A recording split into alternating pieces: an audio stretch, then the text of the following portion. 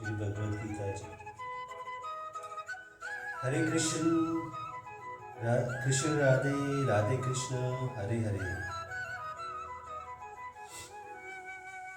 समय अर्जुन के इस प्रकार कहने पर भगवान ने क्या किया, अब दो श्लोकों में संजय उसका वर्णन करते हैं। एव बुद्ध को ऋषिकेशो गुडाकेशन भारत सैन्यो रूपयो मर्त्य स्थापययि तत्वा रथो ततम भीष्म द्रोण प्रमुख सव्यशा च महीयताम् उवाच पात्र पश्येयान् संवेतान् कुरुनीति। संजय बोले, हे धृतराष्ट्र, अर्जुन द्वारा इस प्रकार कहे हुए महाराज श्री कृष्ण चंद्र ने दोनों सेनाओं के बीच में भीष्म और द्रोणाचार्य के सामने तथा संपूर्ण राजाओं के सामने उत्तम रथ को खड़ा करके इस प्रकार कहा कि पार्थ, युद्ध के लिए जुटे हुए इन कौरवों को देख। गुडाकेश का क्या अर्थ है और संजय ने अर्जुन यहाँ गुडकेश क्यों कहा? गुडा का निर्दो को कहते हैं, जो निंद को जीत कर उस पर अपना अधिकार कर ले, उसे गुडा केरा कहते हैं। अर्जुन निद्रा जीत ली थी, वह बिना सोए रह सकते थे, नींद उन्हें सताती नहीं थी, आलस्यवश तो वह कभी भी नहीं होते ही नहीं थे। संजय गुडकेश कहकर ये सूचित कर रहे हैं कि जो अर्जुन सदा इतने सावधान और सजग है, उन्हें आपके पुत्र कैसे जीत सके। युद्ध के लिए जुट हुए इन कौरवों को देख भगवान का कथन क्या अभिप्राय है? इससे भगवान ने ये बात दिखलाया है कि तुमने जो ये कहा था कि जब तक मैं सबको देख न लूं तब तक रथ वही खड़ा रखिएगा, उसके अनुसार मैंने सबके बीच में ऐसी जगह रथ को लगाकर खड़ा कर रख दिया है जहां से तुम सबको भली भांति देख सको। रथ स्थिर भाव से खड़ा है, अब तुम जितनी देर तक चाहो सबको भली भांति देख लो। यहाँ करुरन पश्य अर्थात कौरवों को देखो, इन शब्दों का प्रयोग करके भगवान ने ये भाव भी दिखलाया है कि इस सेना में जितने लोग हैं प्राय सभी तुम्हारे वंश के तथा आत्मीय स्वजन ही है। उनको तुम अच्छी तरह देख लो। भगवान के इस संकेत ने अर्जुन के अंतःकरण में छिपे हुए कुटुंब स्नेह को प्रकट कर दिया। अर्जुन के मन में बंधु स्नेह हंसे उत्पन्न करुणाजनित कायरता प्रकट करने के लिए ये शब्द मानो बीज रूप हो गए। मालूम होता है कि अर्जुन को निमित्त बनाकर लोक कल्याण करने के लिए स्वयं भगवान ने इन शब्दों द्वारा उनके हृदय ऐसी भावना उत्पन्न कर दी जिससे उन्होंने युद्ध करने से इनकार कर दिया, और उसके फलस्वरूप सहायकता भगवान के मुखारविंद से त्रिलोक पावन दिव्य गीता अमृत की ऐसी परम मधुर धारा बह निकली जो अनंत काल तक अनंत जीवन को परम कल्याण करती रहेगी। भगवान श्री कृष्ण जी की आज्ञा सुनकर अर्जुन ने क्या किया, अब उसे बतलाते हैं। तत्राप्यपश्यत्सीथतान् पार्थ पितृनत पितामहान् आचार्य मातुलान भ्रातन पुत्रान पौत्रान सखी तथा शूरान सुसहद्रश्रेव सैन्यारूढ़ यूरोपी।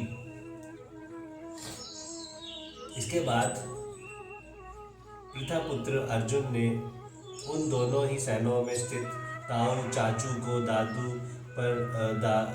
को, गुरुओं को, मामों को, भाइयों को, पुत्रों को, पौत्रों को और मित्रों को, ससुर को, श्रीधों को भी देखा। इस 1.5 श्लोक का स्पष्टीकरण कीजिए। भगवान जी की आज्ञा पाकर अर्जुन ने दोनों ही सेनाओं में स्थित अपने समस्त स्वजनों को देखा। उनमें भूरिश्रवा आदि पिता के भाई, पिता तुल्य पुरुष थे। भीष्म और सोमदत्त और ब्रह्मदिक आदि पितामह प्रपितामह थे। द्रोणाचार्य, कृपाचार्य आदि गुरु थे। प्रोजित, कुंतीभोज और शल आदि मामा थे। अभिमन्यु, प्रतिविंध्य, घटोत्कच, लक्ष्मण आदि अपने और भाइयों के पुत्र थे। लक्ष्मण आदि के पुत्र थे जो संबंध में अर्जुन के पौत्र लगते थे। साथ खेले हुए बहुत से मित्र और सखा थे। द्रुपद, शिव्य आदि ससुर थे और बिना ही किसी हेतु के उसके कल्याण चाहने वाले बहुत थे, सुहृद थे। इस प्रकार सबको देखने के बाद अर्जुन ने क्या किया, अब उसे बतलाते हैं। तान समीक्ष्य स कौन्तेय सवारन बंधुन वसित्थतान कृपया पर्याविष्ठो विषीदन् निनन्दमब्रवीत्। उन उपस्थिति संपूर्ण बंधुओं को देखकर वह कुंती पुत्र अर्जुन अत्यंत करुणा से युक्त होकर शोक करते हुए ये वचन बोले।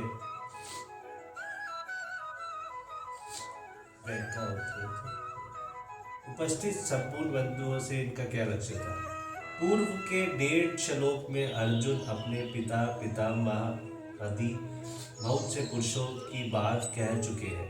उनके सिवा जिनका संबंध स्पष्ट नहीं बता आए हैं, ऐसे दृष्टद्युम्न, शिखंडी और सूत आदि साले तथा जयरथ आदि बहनोई और अन्य जो अनेक प्रकार के संबंधों से युक्त स्वजन दोनों ओर की सेना में है। उपस्थित संपूर्ण बंधुओं से संजय उन सभी का लक्ष्य कराते हैं। अर्जुन अत्यंत करुणा से युक्त हो गए, इसका तात्पर्य है। क्या तात्पर्य है? अर्जुन जब चारों ओर अपने उपयुक्त स्वजन समुदाय को देखा और ये सोचे कि इस युद्ध में इन सब का संहार हो जाएगा, तब बंधु स्नेह के कारण उनके हृदय कांप उठा और उसमें युद्ध के विपरीत एक प्रकारी करुणाजनित कायरता का भाव प्रबल रूप से जागृत हो गया। यही अत्यंत करुणा है जिसको संजय पराया कृपया कहा है, और इसकी कायरता के आवेश से अर्जुन अपने क्षत्रियोचित वीर स्वभाव को भूलकर अत्यंत मोहित हो गए। यही उसे करुणा से युक्त हो जाना है। इदम पद से अर्जुन के कौन से वचन समझने चाहिए? इदम पद का प्रयोग अगले श्लोक से लेकर 46वें श्लोक तक अर्जुन ने जो जो बातें कही है उन सभी के लिए किया गया है। बंधु स्नेह के कारण अर्जुन की कैसी स्थिति हुई, अब 2.5 श्लोकों में अर्जुन स्वयं उसका वर्णन करते हैं। शशेष्टुवं स्वजन कृशन युयुत्सु सम्भूपस्थितं सिद्धिनित्यं सिद्धनित मम गात्रनि मुख च परेषु शयति वेपथृत्व शरीरे में रोम हर्षिश्व जायते। अर्जुन बोले, हे कृष्ण, युद्ध क्षेत्र में डटे हुए युद्ध के अभिलाषी इस स्वजन समुदाय को देखकर मेरी अखंडशीलता मेरे अंग शिथिल हुए जा रहे हैं और मुख सूखा जा रहा है तथा मेरे शरीर में कंपन एवं रोमांच हो रहा है। अर्जुन के इस कथन का क्या भाव है? अर्जुन